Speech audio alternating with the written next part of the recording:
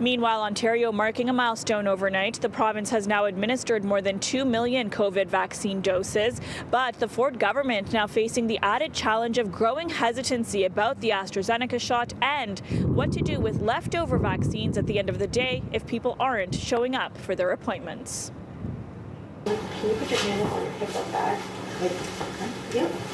In an attempt to combat vaccine hesitancy, Ontario's health minister, who is 65, received the first dose of the AstraZeneca shot this morning. I wanted to do my own publicly to show people that it's safe and it works. Just hours later, reports emerged that the federal government was recommending a pause on AstraZeneca shots for people under the age of 55 due to safety concerns about blood clots. I won't hesitate to cancel that in half a heartbeat if it's going to put anyone in harm. 1.5 million AstraZeneca doses are expected to arrive in Canada this week, but concerns now that the recommended pause will only create more hesitancy and leave shots unused. And the news comes as more questions emerge about what pharmacies, clinics, and hospitals should do with leftover vaccines at the end of the day if people aren't showing up for appointments. We've been telling the government for some time now that they needed a plan for leftover vaccines. Some hospitals have created wait lists for residents to stand by for extra shots. This weekend, East Toronto clinics had to stop taking names after 60,000 people signed up in just 30 hours. Opposition leaders say the Ford government should be providing more guidance. We have to make sure that there's not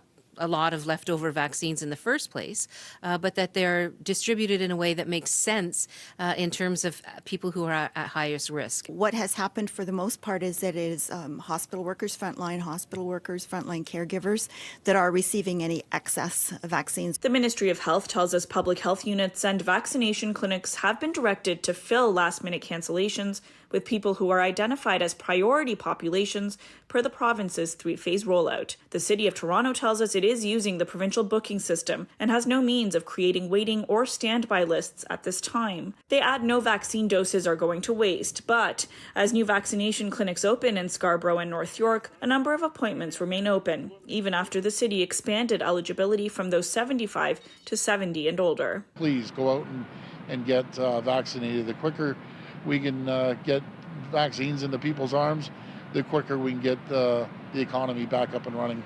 In the meantime, hospitalizations and ICU admissions are on the rise. The Premier says 50% of all cases are now among younger age groups. I got a message to the young folks. Guys, this party's not over.